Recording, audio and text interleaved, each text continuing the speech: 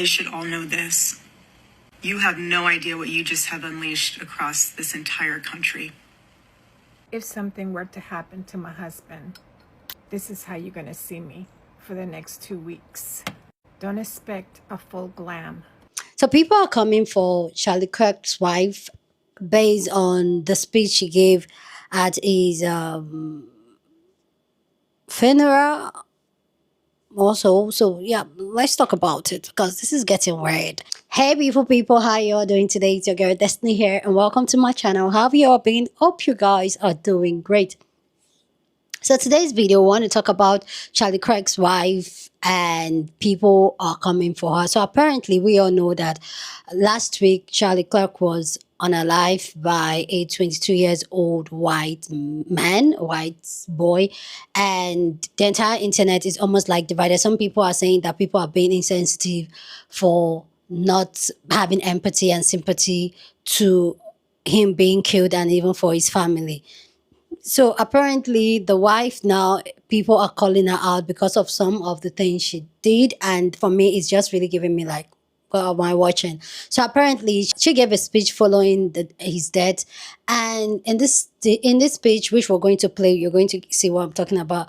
She did the speech in, I think, like his office, and there were some symbolic things people pointed out. And first, the Donald Trump image behind the 47 caps on the table, like some, and the way she was wearing white, the way she was dressed. But also another thing that got people on skin crawling was the fact that there were pictures of her touching her husband's body and kissing her husband, which that's like a normal thing. Like if you love loved ones, she'll be able to hug them, give them their final kiss and all that. But the fact that she took like some detailed pictures and then posted it on the internet has got people giving her the side eye.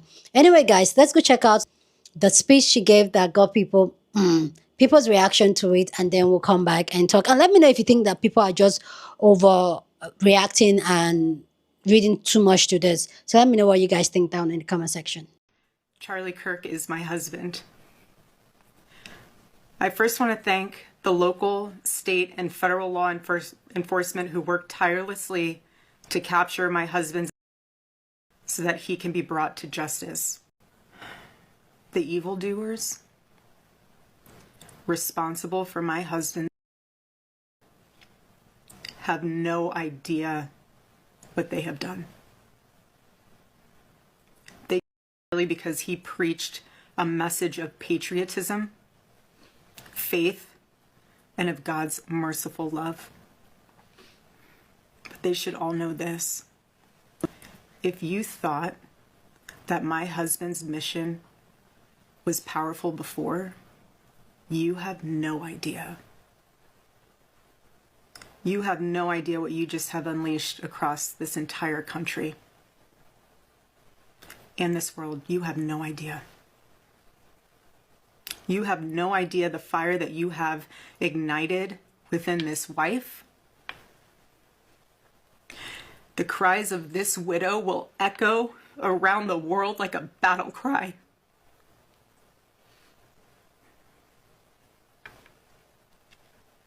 To everyone listening tonight across America, the movement my husband built will not die. It won't. I refuse to let that happen. It will not die. All of us will refuse to let that happen. No one will ever forget my husband's name, and I will make sure of it. It will become stronger, bolder, louder, and greater than ever. My husband's mission will not end, not even for a moment. And one of Charlie's greatest talents was his ability, this phenomenal ability to choose great people to follow him. When I got home last night, Gigi, our daughter, just ran into my arms. And I talked to her and she said, "Mommy, I missed you." I said, "I miss you too, baby." She goes, "Where's Daddy?" What do you tell a 3-year-old? She's 3. I said, baby, Daddy loves you so much. Don't you worry. He's on a work trip with Jesus, so he can afford your blueberry budget. And my goodness, am I so humbled to witness, Charlie, you alongside Jesus right now, doing what you always wanted. Oh, these are the photos. Oh, I love you. I love you. I love you. I know. I love you. I love you.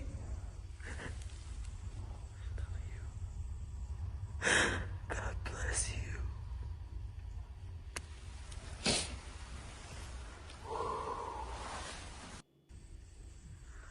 I'm actually legitimately shocked at how far they're going with the social media production of this entire thing. Like, it's the fact that we're posting these things on social media with a perfect manicure. Like, those are the freshest nails that got done before this happened. And we're showing hands of someone who is the love of your life on social media in a carousel. We're in full glam at 10 a.m. on a Wednesday morning. And when she says that she told her children that Charlie's on a business trip with Jesus to be able to pay for their blueberry budget, she literally said that. So now your kids are going to internalize that and say something, you know, like, well, we don't have to eat fruit if Daddy will just come home. There's an elevated stage with an entire audience at Air Force 2. We're tagging people in the photos too. Like, we're not just stopping to have somebody take them. We're tagging people in them. Her being mic'd up and then kissing his hands, speaking during that whole time. This is my first social media death, I think. They should all know this. You have no idea what you just have unleashed across this entire country. If something were to happen to my husband, this is how you're going to see me for the next 2 weeks. Don't expect a full glam, makeup, hair, matching outfits. And I get it. We all grieve differently. I get that. But to be in front of the camera with a full glam face, barely 48 hours after your husband passed, wow. I guess some people do grieve differently. Now, I don't know much about marketing, but I have a marketing radar. And I can tell when someone's trying to sell me something. And after watching that video, I felt the persuasion. I didn't feel like it was a widow that was sharing her pain. She prepared for that video. Her hair is immaculate. Her makeup, her outfit, the entire setting. If something ever happens to my husband, you will not see me on social media for quite some time. And if I happen to run into you, this is how you're going to see me. Because I will not have the energy to put on a full glam.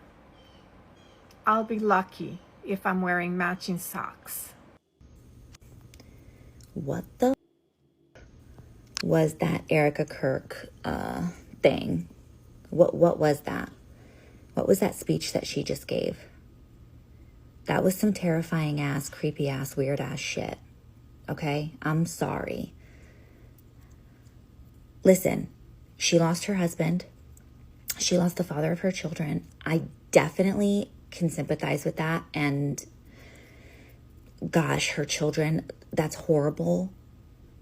Why isn't she with them right now? And why is she giving a speech in full face, like less than 2 days after her husband was like suddenly brutally murdered, like looking into the camera and like threatening us? Like, what is she doing? Why is she acting like we did it? Bitch, go to the fucking talk to that guy. Like, why are you like staring into our souls and like you're coming for us? Like, what? She's clearly being exploited by at the Trump administration. I don't know who's exploiting her and getting these like press conferences, but that is weird. Dude, tell me, am I wrong? Did Jackie Kennedy do that like 2 days after her husband was like that? Like, not to even compare her to Jackie Kennedy, because oh my God, I'm just saying, like, that was weird. That was some Serena Joy ass shit, okay? Like, that was some Hunger Game. Like, what the fuck are they planning? Hung me too. That's what he gives me. I'm scared. You guys remember when Logan Paul went to that forest, filmed himself with that body, and then uploaded it to his YouTube channel? That is literally how Erika Kirk was acting at Charlie's funeral. And it wasn't just a quick close-up of the flowers or the program. She posted a close-up photo and video of his dead body, adjusting his tie, holding his hand, posing with the medallion on his chest. That is not grieving privately. That is staged content. And yes, on its own, maybe you could chalk it up to shock or not knowing what's appropriate. But those images, side by side with the speech that she gave at the funeral, you know, the one filled with militant language and open threats, it starts to look very different. And that's not mourning, that's messaging, that's marketing. You're turning his body into a political prop and turning his funeral into propaganda. And that's the reason that everybody is reacting this way. It is not about nitpicking how somebody grieves. It's about grief being turned into performance, a spectacle used to intimidate, glorify, and send a message. And that's the part that concerns people. If even in death, Charlie Kirk's image is being weaponized, what do you think comes next? Something's off. Something's afoot. Between her speech she gave, was it day after, seemed very Amber Heardish type, trying to force emotion or, you know, some type of just grief. Like it felt forced. It felt very forced. I don't know. I'm not trying to be disrespectful, but I'm sorry. It seems very weird. It seems very odd. The casket thing was super weird, super odd. And if you look at it, she's got a G. She's wearing a G ring, like a free G. Now people are like, oh, well, their daughter's name was Gigi. Is it? And not only that, why is their son's name initial not on the other ring? You know, you got two kids. There's nothing on the other. There's no letter or initial on the other ring. There's just a G on the one. And when you go to Google and you type in Charlie Kirk's kid's name, now please, if somebody knows these answers, please share them, because I'm open to receiving information. But like, it says Charlie Kirk and them never revealed their kids' names. So I'm like, okay, maybe it's in an article, like post his death, like they've now revealed the kids' names, and I cannot find anything. Now, granted, I didn't spend an exorbitant amount of time looking, but you would think that'd be something that would easily pop up, and I can't find it. So, because you could say, well, her, she called her Gigi in the interview, or I'm sorry, in the statement that she released. But again, why is the other kid's initial not on the other ring? Again, they're giving you the symbols right here. They're giving you the symbols. They're telling you without telling you. They have to input their symbolism between the 33 hours post the suspect being caught. The hats with the 47, 47, 47. You can do two different ways. You got the three columns. So 4 plus 7 is 11 times 3 is 33, or the 4 plus 7. 11 plus 11 plus 11, 33 that way. They're giving you the symbols, and I'm sorry, that ring and that whole casket thing was super. Everybody knows how weird that was. To put a mic on, look to somebody and say, hey, go ahead and record this if you would, while I'm kissing my husband's hand, and I'm going to show these rings off as well. Something's afoot. Something's off. Erika Kirk is not Jacqueline Kennedy, although I'm pretty sure she thinks she is. Jackie was a legend in memorializing and preserving the legacy of her husband, not parading staged videos of her kissing his around social media. She didn't allow JFK's corpse and her grief to be exploited for the public to leer on, and she certainly didn't do it herself, insisting that the casket remain closed. Instead of standing on stage proclaiming that his death has ignited a fire and that his business will continue on, She worked behind the scenes to preserve his legacy through interviews, through his presidential library, and most importantly, through his children. See, while Erika is telling their 3-year-old that daddy's on a work trip with Jesus to be able to afford her Blueberry budget, side note, weird amount of guilt you're giving a toddler that she's somehow responsible for daddy being with Jesus, Jackie was instructing their 3-year-old how to salute a casket, instructing him, John, you can salute daddy now and say goodbye to him. No blueberries, just reality, but I guess since Charlie Kirk is certainly no JFK, he had to marry an Erika, not a Jackie. Ooh, she looks like she's laughing. Ooh, is she threatening us? Ooh, why is she smiling? Ooh, she doesn't look upset to me. Is this what we're doing now? Dictating how people can respond to grief and how people can grieve. Let me tell you something. This woman has the strength of God, because it's only God as to how she can stand up there and give that press conference. To be stood right next to that seat where her husband did his thing every day and say those words about him and hold him down and pay homage to him, that's the strength of God. That peace that you can get when she said that her husband is with his Lord and Savior and in covenant, it was beautiful words, because I think his death was spiritual. I won't go as far to say he was a martyr, because there are things about Charlie Kirk that I don't think was Christian-like, but that peace that you can have in grief, I've seen it before, and that is the strength of God. And I think to myself, who are you? Some of you in the comments, it really shows that you just don't go out and touch grass, or you weren't held by your mother properly. Like, you just need a hug, because how can you have so much criticism for someone? When she said that her daughter, her 3-year-old, was going, where's daddy? I broke down, because this is what I'm saying. A dad has been taken. A little girl has to grow up without a father now, over opinions. What is the world? What are we coming to? Does humanity even exist anymore? My heartfelt prayers goes out to Erika and the Kirks, man. Like the poor girl said, these actions will not stop us. That turning point USA will still continue to happen. And you lots are in the comment like, is she threatening us? I mean, come on. Talk about hater. All right, I'm not sure if anybody else is feeling this, but that video of Charlie Kirk's wife giving her little speech after his passing, she was weird as bro. Like, I'm not gonna be the type of person that tells anyone how to grieve or anything like that, but that it just felt like bad acting. And I don't know, I'll give her the benefit of the doubt. Maybe she was just trying to keep her composure and everything like that. But that was horrible.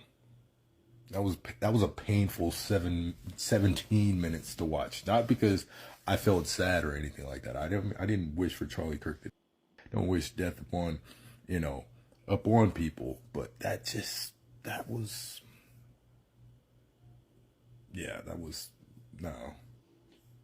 different. That was different. She called him a martyr. She said that his work is going to go on, and they're going to push even harder and stronger to, promote turning points and everything like that, that he was God-fearing man, he was a Christian man, and it was just, nothing about that welled up any kind of, if I was watching that, had I not known anything about Charlie Kirk and her husband passing, or anything, the political interactions, and I saw that, if I was just some rando watching that, I would think that it was scripted, not because she wrote a speech, but just all of it. Just it was terrible. It was terrible. I mean, I know there's some people that are gonna just like, oh, how could you? This is a grieving wife and mother and her husband just bad. I know there's gonna be some of you out there, but there's also those of you out there who understand what I'm talking about, who saw that and were like, the little kid, like, they give a little side eye. Yeah, I was side eyeing all of that shit. Just listen to it. Listen to it without watching it. Listen to it while watching it. Yeah, that was off and awful. Please let me know what you think about the speech, the burial, the funeral thing. Let me know what you think about it down in the comment section. Do you think that this is a grieving wife and this is a way of her grieving her husband, or you think there's something creep about it? Go down in the comment section and share your thoughts. Love to know what you guys think. But please, as always, please keep it respectful. Here on this channel, we're allowed to disagree, but we do it in a very respectful way. So go ahead, feel free, share your thoughts. Love to know what you guys think. So for me personally, first, like I'm going to say, like everybody I said, I'm not one to tell anybody how to grieve and how not to grieve. Like I'm not one of those people. And for me, I know I grieve in a very different way that make people squint. I remember when my grandmom passed away, like I barely shed the tears until why they were putting out low. And rather than for me crying, I was just angry. I was cursing people out. That was how I dealt with my grandmom's passed on. So I can get when a loved one passed on, you grieve in a very different way. But what another thing, the only thing that do you know what this is giving me? What this just gave me from the suit, everything, what this is giving me is giving me Handmaid Tale. I can't remember what's the lady, the general's wife. That's what it's giving me. The whole setup, everything. That was the that was the vibe I got off it. Like, you know what? This is giving Handmaid Tale. Like, oh, the general has been taken out, so now the wife wants to come and then come in with that very cold, I'm here to take over. I'm here to seek revenge from my husband.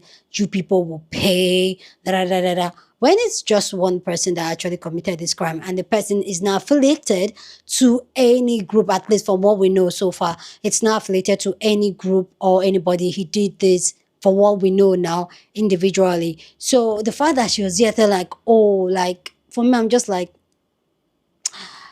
why? It seems very, very performative. It seems very, like I said, this is not me, but it seems for me, it seems very performative. It seems very scripted. It seems very marketing, like try to portray her as this, like the white, you guys know white come across as being pure, being innocent. And I feel like it's just giving vibe, the whole setup. And I get it. People being intentional with your branding. It just comes off very branded, very influencer-ish, very content-ish. That is the vibe it's giving me. Like, and it's a husband, like I said, it's a husband, do whatever, she can do whatever. But the fact that I don't think I want my husband to be parried for cloud. Especially, I want the moment to be private. But Charlie Clark, Clark, I can pronounce his name. Charlie Kirk was a very public figure, was very out there. But for me personally, I feel like I would have made it personally very, very intimate, private and all that. The fact that she had mic on, she's posting on social media, like, I don't know what that vibe is just giving me very, very, but also, I also feel like when people are grieving, sometimes they can't think clearly, but not thinking clearly of putting on mic and then performing. No, like that's what that is giving me. For me, it's giving me Handmaid Tale. And yeah, like nobody, the one person that killed your husband has been arrested. So I don't understand. I feel like personally, she's going to take over the podcast. She's going to push out more of the turning point ideology and all that. But also, people are actually saying, including Candy. Oh, and if you guys want me to do more details on this video, let me know. Because people like Candy the ones are saying that he was experiencing awakening, especially when it comes to this Israel thing. We also saw how Candice Owen had like the 180 ton supporting Israel and now not supporting Israel and being against the Donald Trump administration. Some people are saying that that's what was happening to him until he was alive, and there's a whole lot of conspiracy about about it. If you guys want me to make that video, you guys let me know down in the comment section. But anyway, guys, you guys let me know what you guys think about this. The wife, let's focus on the wife on this video. What you guys think about it? What are your thoughts? Please go down in the comment section, share your thoughts, but be respectful. Share this video with somebody that you want to be part of the conversation, because that's what we do here. We have banging conversation. So go ahead and share this video. Don't forget to give this video a thumbs up, smash the like button, because this helps YouTube to push up my content for more people to see, and that will be you supporting this channel and this girl here. So go on and do that. Subscribe if you haven't, and I will see you guys in my next video. Deuces.